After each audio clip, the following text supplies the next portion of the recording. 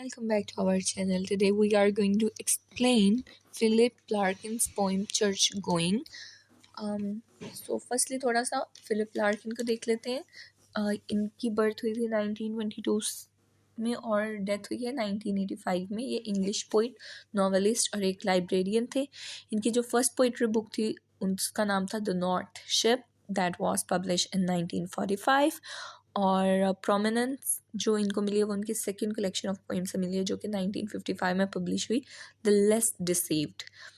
अच्छा, इनको movement poet कहा जाता है और इन्होंने पोइट लॉरियटशिप जो थी 1984 में उसको भी डिक्लाइन किया था. अच्छा, इनकी जो राइटिंग है ना उसके अंदर loss of modernism, loss of England या ब्रिटिश एम्पायर बहुत ज़्यादा उसका इफेक्ट देखने को मिलता है. थीम जिसा डेथ एंड फेटलिज्म देखने को मिलता है. So let's continue with the explanation. Church going. Once I'm sure there's nothing going on, I step inside, letting the door thud shut. Another church?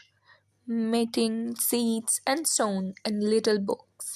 Sprawlings of flowers, cut for Sunday, brownish now. Some brass and stuff up at the holy end. The small, neat organ. And the tense, musty, unignorable silence, brewed God knows how long.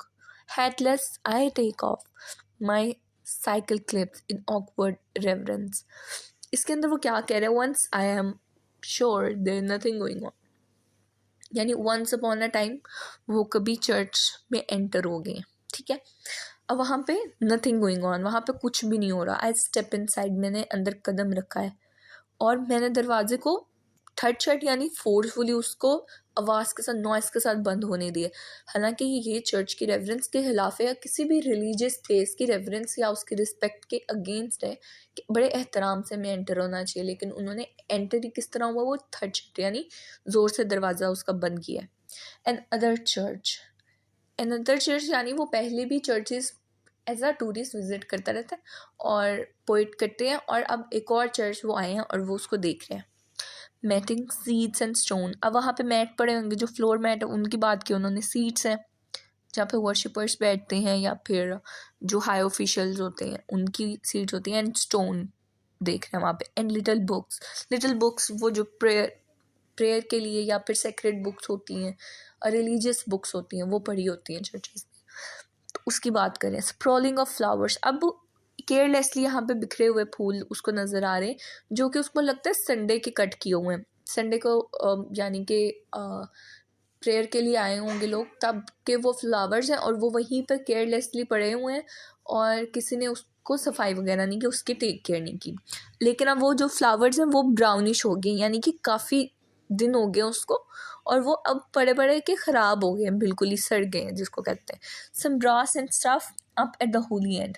और brass एक metal की type है, तो उसकी जो चीज़ें हैं ना वो पड़ी हुई हैं कहाँ पे? होली एंड पे. होली एंड जो पेडेस्टल साइड होती है जहाँ पे बिशप वगैरह बैठते हैं या चर्च के हाई ऑफिशियल्स बैठते हैं या खड़े होते हैं, उस जगह को होली एंड कहा जाता है. तो वहाँ पे मेटल की या ब्रास की ये चीज़ें वगैरह पड़ी हुई हैं. The small neat organ and the tense musty. अच्छा, नीट ऑर्गन का मतलब होता है इंस्ट्रूमेंट्स, यानी कि क्वायर वगैरह के लिए या वर्शिप्स के लिए इंस्ट्रूमेंट्स यूज़ होते हैं, वो वहाँ पे पड़े हुए हैं छोटे छोटे साफ सुथरे से. और एंड द टेंस यानी कि जो अंदर का एटमॉस्फेयर है बहुत ज़्यादा टेंस है. मस्टी यानी बहुत गंदी स्मेल आ रही है कि एक कमरा या जगह काफ़ी दिनों से बंद हो तो उधर से स्मेल अजीब से आने लग जाते हैं ना, उसको मस्टी कहते हैं. तो वैसे स्मेल आ रही है. अनइग्नोरेबल साइलेंस, और अजीब सी एक कंप्लीट साइलेंस है वहाँ पे जिसको कोई इग्नोर नहीं कर सकता, इतनी ज़्यादा साइलेंस है. Brood god knows how long. अब वो क्या कह रहे हैं कि खुदा ही जाने कब से ये साइलेंस है, और साइलेंस का यानी कि ऊपर वाले को ही पता है. Headless, I take off. अब हेडलेस है. अब यहाँ पे वो रेवरेंस शो कर रहा है कि जी अगर मेरे पास हैट होती तो मैं हैट उतार के रेवरेंस या रिस्पेक्ट शो कर देता कि अच्छा जब हम किसी एल्डर या बड़े को भी मिलते हैं तो हम अपनी जो कैप है वो सर से उतार देते हैं एज अ रिस्पेक्ट. तो वो कह रहे हैं अगर मैंने हैट पहनी होती तो मैं हैट उतार देता, लेकिन अभी वो हैटलेस है तो अब देखिए उसने क्या किया, उसने हेड उतारने की बजाय वो जो साइकिल क्लिप्स होते हैं ना उनको ऑकवर्ड रेफरेंस के तौर पर उतार दिया। अब वो साइकिल क्लिप असल में ट्राउज़र के साथ जुड़े हुए होते हैं ताकि वो जो ट्राउज़र है वो साइकिल के अंदर फंसे ना, यानी कि वो साइकिल के अंदर के ऊपर आया है चर्च के अंदर, और उसने as a respect as a reference के तौर पर उसने साइकिल के क्लिप उतार दिए। फिर move forward, run my hand around the font. From where I stand, the roof looks almost new, clean, or restored. Someone would know, I don't. Mounting the lectern, I peruse a few hectoring large-scale verses and pronouns here and much more loudly than I had meant. The echoes snigger briefly back at the door. I sign the book. Donate an Irish sixpence. Reflect the place was not worth stopping for. अच्छा वो क्या कहता है, अब move forward, आगे बढ़ते हुए, run my hand around the font, उसने फॉन्ट एक कंटेनर को ही पड़ा हुआ है, उसके इर्द गिर्द अपना हाथ जो है ना वो फेरा है। हम एक खामोश जगह, एक टूरिस्ट प्लेस टाइप होती है ना जहाँ पे हम चीज़ों को हाथ लगा लगा के देख रहे होते हो, तो वो वाला एक सिनेरियो उसने क्रिएट किया है कि मैंने एक कंटेनर जो है उसको ऊपर हाथ फेर रहा है, and from where I stand, और जहाँ पे मैं खड़ा हूँ ना वहाँ से मैंने रूफ देखी यानी छत देखी, और वो इस तरह लग रहा है या तो वो नई नई साफ़ हुई है या फिर उसको रिस्टोर किया गया है, यानी कि कोई स्टेन या वगैरह नहीं है, साफ़ सुथरी और अच्छी लग रही है। Someone would know, I don't.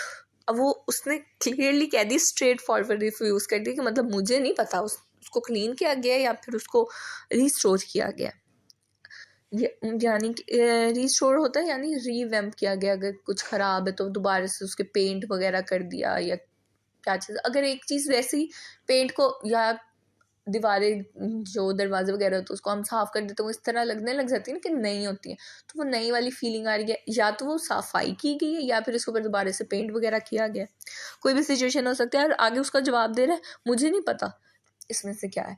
अब यहाँ पर ये मॉडर्न एक एस्पेक्ट यहाँ पर देखने को मिलता है, जो मॉडर्न मैन है ना या मॉडर्न पोइट राइटर्स होते हैं वो अपनी फ़िलासफ़ीज़ नहीं आगे से ये कहते हैं कि अच्छा ये इस तरह होगा, कोई रीज़न्स या लॉजिक नहीं वो झाड़ते रहते। और mounting the lectern, I peruse a few hectoring large scale verses। अब वो क्या कह रहा है कि मैं रोस्ट्रम के ऊपर चढ़ गया, माउंट चढ़ा, लेक्टर्न यानी rostrum, I peruse a few।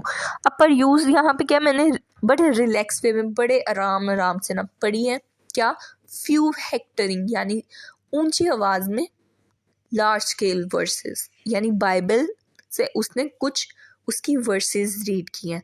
और यहाँ पे भी वो देखने को देखे हमें मिलता है पर यूज़, इसका क्या मतलब हुआ है रिलैक्स वे में, हालांकि जब रिलीजियस बुक को पढ़ते हैं तो उसके तहजीब होती है, एक तमीज़ होती है, एक एहतराम होता है उसको पढ़ने का, लेकिन वो क्या कह रहे हैं मैंने बड़े आराम से रिलैक्स वे में उसको बहुत ऊंची ऊंची वर्सेस को पढ़ा है, और एंड पे क्या कह दिया, प्रोनाउंस कर दिया हियर एंड यानी आमीन मैंने कह दिया, much more loudly than I had meant. और वो कहते कि मतलब मैं इतना ऊंची बोलना नहीं चाह रहा था लेकिन उससे भी ज़्यादा ऊंची मैंने बोला जितना मैं चाह रहा था।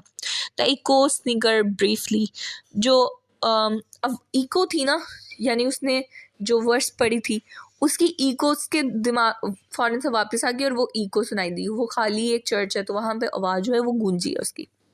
बैक एट द डोर, अच्छा अब यहाँ पे एक चीज़ देखने को है कि जो मॉडर्न मैन है ना वो रिलीजन से बहुत दूर जाई जा रहा है, वो बहुत उसको हर चीज़ जल्दी जल्दी चाहिए। अब उसने अभी वर्सेस पढ़ी है और उसको है कि मेरी दुआ जो है या मेरी जो है आवाज़ खुदा तक फ़ौरन से पहुंच जाए, ठीक है। एक तो उसने रेवरेंस शो नहीं की, ठीक है, और वो बड़े उसको परयूज तरीके से या रिलैक्स वे में उसको पढ़ रहा है, आमीन कह दिया, और वो उसको इस चीज़ का है कि वो फ़ौरन से इको फ़ौरन से ब्रीफली वापस भी आ गई, यानी मॉडर्न मैन की जो दुआ है वो जा रही है और छत से लग के वो वापस आई जा रही ऐसे ही। बैक एट द डोर, और दरवाजे के ऊपर आई साइन द बुक, मैंने बुक साइन की।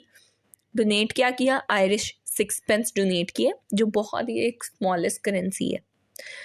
Reflect the place was not worth stopping for, और मतलब उसने कहा कि रिफ्लेक्ट ये चीज़ मैंने की कि जो जगह यानी जो चर्च है वो ज़्यादा देर रुकने के लिए ना कोई बहुत अच्छी जगह नहीं है। So we will continue this poem in the part 2. So Allah Hafiz.